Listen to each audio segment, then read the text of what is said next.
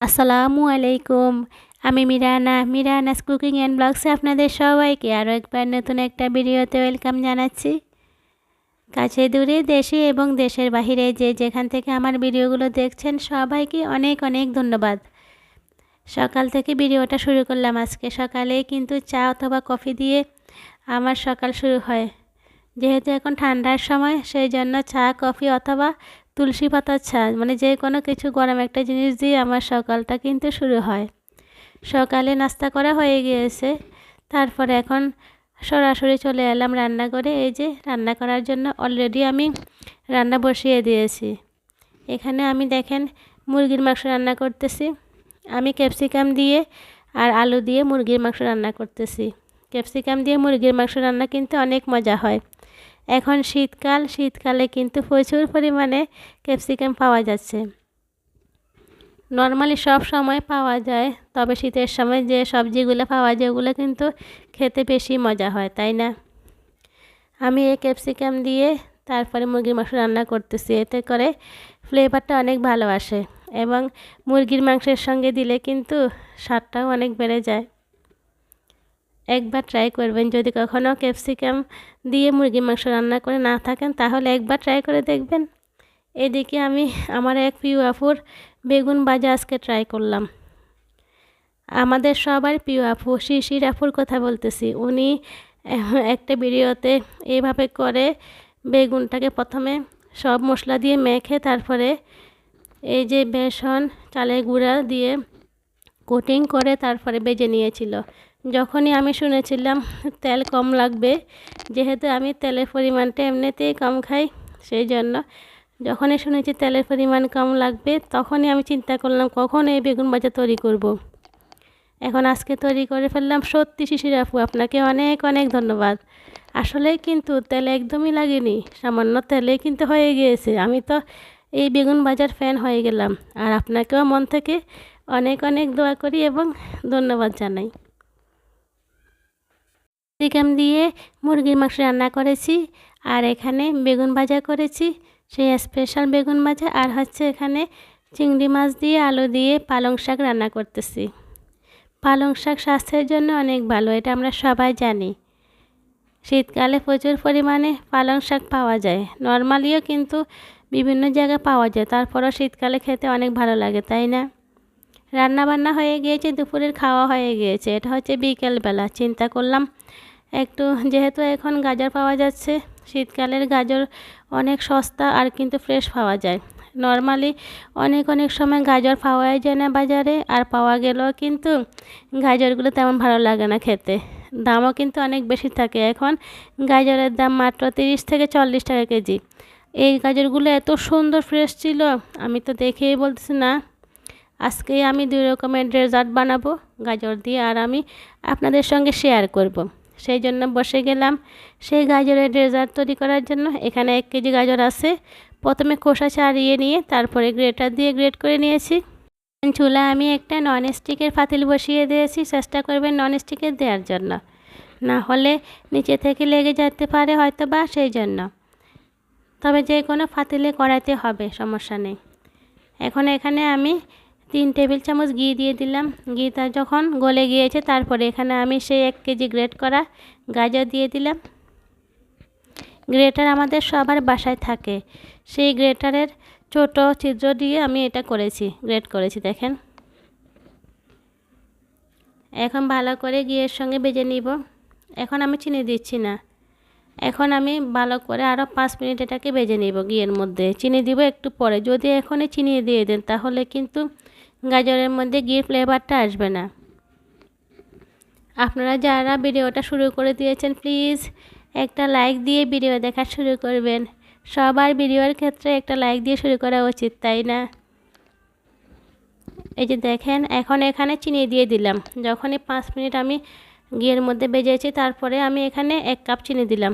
আসলে মিষ্টিটা কিন্তু যার যার পছন্দ অনুযায়ী, তবে আমি এখানে 1 কেজি গাজরের জন্য 1 কাপ চিনি দিয়েছি। আর এই চিনিটা কিন্তু লাল চিনি।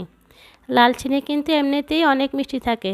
সাদা চিনির থেকে লাল চিনি একটু মিষ্টি থাকে, তাই না? এখানে আমি 1 কাপের মতো দিয়ে দিলাম। তবে আপনারা চাইলে আরও বাড়িয়ে কমে দিতে পারেন, তবে আমার মনে হচ্ছে কম দিলে এই যে ডেজার্টটা ভালো হবে না। যে কোনো ডেজার্ট কিন্তু মিষ্টি হয়, মিষ্টির পরিমাণটা ভালো না হলে, কম হলে কিন্তু খেতে ভালো লাগে না, তাই না? ভালো করে চিনি দেওয়ার পরে আরও মিশিয়ে নিয়েছি। এখন আমি ডেকে দিয়েছি 15 মিনিট। 15 মিনিট ডেকে দিয়ে চুলার আগুনটা লোয়ের মাঝামাঝি রেখে আমি গাজরটা সিদ্ধ করে নিয়েছি। গাজরটা কিন্তু চিনির মধ্যে সিদ্ধ করে নিতে হবে। চিনির যে পানি বের হবে ওই পানি দিয়ে গাজরটা ভালো করে সিদ্ধ করে নিতে হবে। আমি চুলার আগুনটা একবার লোতে করে 15 মিনিট ডেকে দিয়েছি, যাতে করে ভালো করে সিদ্ধ হয়ে যায়।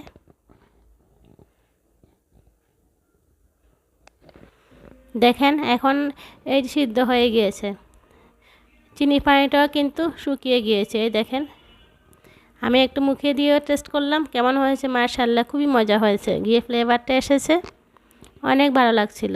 এই পর্যায়ে আমি আরও 1 টেবিল চামচ ঘি দিয়ে দিচ্ছি। এখন অনেকে বলতে পারেন আপু শুধু ঘি দিচ্ছেন, আসলে এই ডেজার্টের মধ্যে ঘি লাগে, ঘি ছাড়া হয় না, এই জন্য ঘি দিচ্ছি। সর্বমোট আমি এখানে প্রথমে 3 চামচ দিয়ে গাজরটা ভেজে নিয়েছি, তারপরে এখন আবার 1 চামচ দিয়ে দিলাম। এখন দিয়ে দেব এখানে গুঁড়ো দুধ। অনেকে এখানে মাওয়া দিয়ে থাকেন, আসলে মাওয়া কিন্তু সবার বাসায় সব সময় হাতের কাছে থাকে না, গুঁড়ো দুধ কিন্তু সব সময় বাসায় থাকে, তাই না? সেই জন্য আমি এখানে 1 কাপ গুঁড়ো দুধ দিয়ে দিলাম। 1 কাপ গুঁড়ো দুধ দিয়ে হবে। আমার মনে হয় মাওয়া থেকে গুঁড়ো দুধ দিলে আরও বেশি ভালো হয়, সেই জন্য আমি এখানে 1 কাপ গুঁড়ো দুধ দিয়ে দিলাম। তারপরে ভালো করে মিশিয়ে নিব। দেখেন, এইভাবে করে ভালো করে মিশিয়ে নিতে হবে। আমার অনেকগুলো প্রিয় আপু আছেন যারা অনেক সুন্দর সুন্দর রান্না করেন। আমাদের সকলের প্রিয় শ্রদ্ধেয় আমেনা আপু। আমেনা আপু কিন্তু সত্যি অনেক সুন্দর করে রান্না করে, আর উনি যখন ছাদে রান্না করেন ওনার রান্নাগুলো কিন্তু আমার অনেক ভালো লাগে। মাটির চুলায় রান্না করলে ওনার রান্নাগুলো খুবই সুন্দর হয়। ফ্রাইড রাইস, পোলাও এগুলো কিন্তু অনেক সুন্দর হয়, আমার কাছে খুবই ভালো লাগে। আমেনা আপু কিন্তু সবার প্রিয়, আমাদের শ্রদ্ধা বড় আপু। আপনারা চাইলেই কিন্তু ওনার চ্যানেলটা ভিজিট করে আসতে পারেন। আমি জানি যে একবার ওনার ভিডিওগুলো দেখবে তিনি কিন্তু ফ্যান হয়ে যাবে, কারণ ওনার ভিডিওগুলো অনেক সুন্দর। এখন আমি এখানে পোস্টার ক্লাসের ভ্যানিলা এসেন্স দিয়ে দিচ্ছি। এই ভ্যানিলা এসেন্সের কারণে গাজরের মধ্যে যে একটা স্মেল আছে এটা চলে যাবে এবং অনেক সুন্দর একটা ফ্লেভার আসবে, খাওয়ার সময় কিন্তু অনেক ভালো লাগবে। এই জন্য আমি এখানে ভ্যানিলা এসেন্স দিয়ে দিচ্ছি। আপনাদের যাদের হাতের কাছে ভ্যানিলা এসেন্স থাকবে না তারা চাইলে সামান্য একটু এলাচের গুঁড়ো দিয়ে দিতে পারেন, সামান্য একটু এলাচের গুঁড়ো দিলেও হয়ে যাবে। এখন দিয়ে দিচ্ছি এখানে বাদাম। এখানে আমি কাঠবাদাম, কাজু বাদাম, পেস্তা বাদাম সবগুলো বাদাম একসঙ্গে এই যে আমার হ্যান্ড চপার দিয়ে একটু গ্রেট করে নিয়েছি। গ্রেট করে নেওয়ার পরে ভালো করে মিশিয়ে তারপরে নামিয়ে ফেললাম, হয়ে গেল। এখন এখানে দেখেন 3 কাপ তরল দুধ আমি 2 কাপ করে নিয়েছি, একদম ঘন করে নিয়েছি। এখানে আমি কোনো চিনি দিই নেই, শুধুমাত্র 2টা তেজপাতা, 2 টুকরো দারচিনি দিয়ে দিলাম। এখানে আমি আরও একটা ডেজার্ট বানাচ্ছি। আগে যেটা বানিয়েছিলাম দেখেন ওইখান থেকে আমি 2 চামচ এখানে এই যে গরম দুধের মধ্যে দিয়ে দিচ্ছি। এখানে কোনো চিনি লাগবে না, যেহেতু আমি আগে যে গাজরটা তৈরি করেছি ওখানে চিনি দিয়েছি, সেই জন্য এখানে আর চিনি লাগবে না। শুধুমাত্র দুধটা গরম করে ঘন করে এই যে আমার তৈরি করা গাজরের সেই ডেজার্টটা দিয়ে দিচ্ছি এখানে। দেখেন অনেক ঘন হয়েছে, দেখতে অনেক সুন্দর হয়েছে আর খেতে অসাধারণ। এটা অনেকেই গাজরের সেমাই বলে, যে কোনো কিছু বললে হবে, গাজরের সেমাই, গাজরের ডেজার্ট। এটা বানিয়ে ফেলা হয়ে গিয়েছে, মাত্র দুধটা গরম করে তারপরে একটু ফুটিয়ে নিয়েছি, তারপরে হয়ে গেল। দেখেন এখন একটা বক্সে রেখে দিচ্ছি। এটা ঠান্ডা খেতে অনেক ভালো লাগে, সেই জন্য আমি বক্সে রেখে দিচ্ছি। এদিকে আবার আমার আম্মা, এই যে যখন আমি ভিডিও করছিলাম তখন আমার আম্মা আমাকে কল দিয়েছে, তো আমার আম্মাকে আমি দেখাচ্ছিলাম ভিডিও কল। আমি বলতেছি কী করতেছি, বলতেছি দেখেন এখানে আমি গাজরের ডেজার্ট তৈরি করতেছি, আম্মার সাথে কথা বলতেছি আর এদিকে আমি এই যে ভিডিও করতেছি। তারপরে দেখেন এখানে এই যে এখন এই ডেজার্টটা হয়ে গেল। এখান থেকে আরও কিছুটা গাজর রয়ে গিয়েছে না আমি যে করেছি। এখন এখানে দেখেন গাজরের লাড্ডু বানিয়ে নিব। আমি জানি অনেকে অনেক রকমভাবে তৈরি করেন, তবে এভাবে করে তৈরি করলে কিন্তু একদম পারফেক্ট হবে, অনেক মজা হবে। একবারে গাজরটা তৈরি করে নেবেন। তারপরে দুইটা রেসিপি দেখেন হয়ে গেল, এক কষ্টে দুইটা রেসিপি। খুবই সহজ না?